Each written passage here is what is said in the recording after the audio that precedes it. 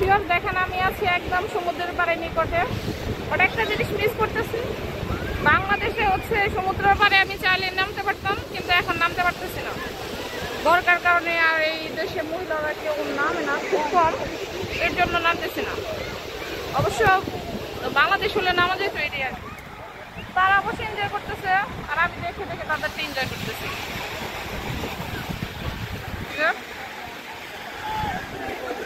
এটা আসছে সম্ভবত এটা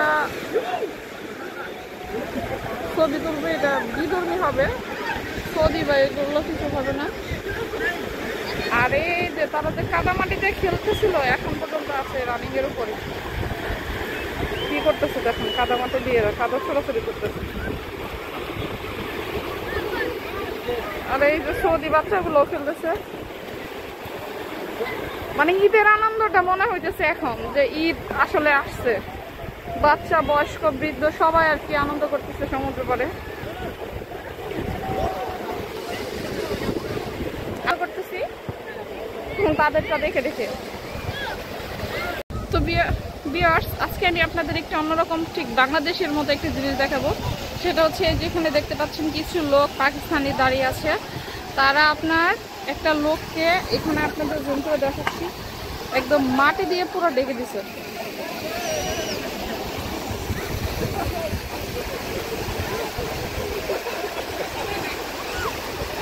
এখন আসলে ওদিকে ক্যামেরা করতেছি না, কারণ মানুষ অনেক কিছু মিন করবে, বাট আমি আপনাদের এক ঝলক দেখাচ্ছি। এখানে মানুষ কি করতেছে মাটি দিয়ে।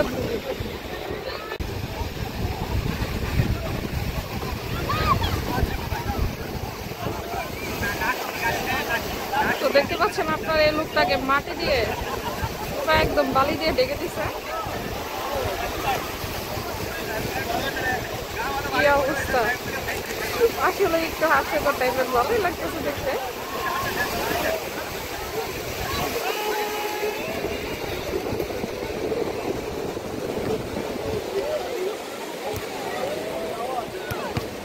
যে দেখতেছেন অনেকে ফুটবল খেলতেছে একেবারে বাংলাদেশের মতো,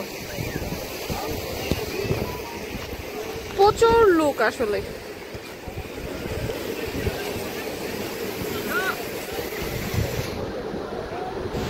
দেখেন এই লোকটারে মাটি দিয়ে যে কি করতেছে তারা একটু পর পর।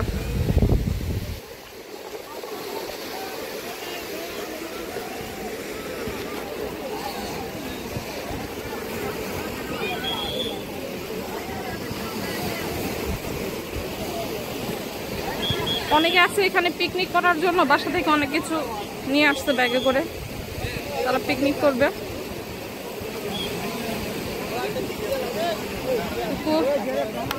কোস্টগার্ড ডাক পাঠাতেছে, হয়তো বা এখন সমুদ্র থেকে উঠতে বলতেছে, কারণ দেখতেছেন তো প্রচুর মানুষ এখানে নামছে।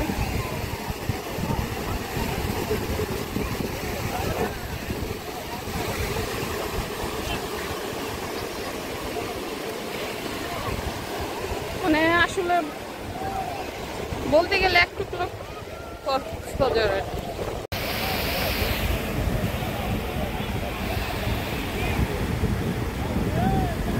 আকাশ থেকে রোদ্রের কারণে আসলে এদিকে তাকানোই যাচ্ছে না। আজকে ঈদের পরের এই দিনটা আসলে খুব উপভোগ করলাম, কারণ কক্সবাজারে থাকলেও হয়তো এরকম উপভোগ করতাম, কিন্তু কক্সবাজারে এর থেকে আরো অনেক বেশি লোক সংখ্যা হয়, কিন্তু এখানে তুলনামূলক বাংলাদেশের থেকে কম, কিন্তু তারপরও অনেক লোক।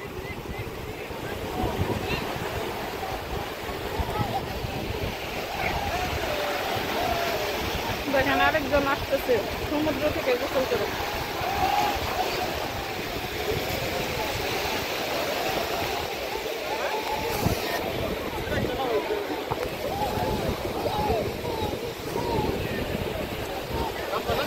না আমি নামবো না।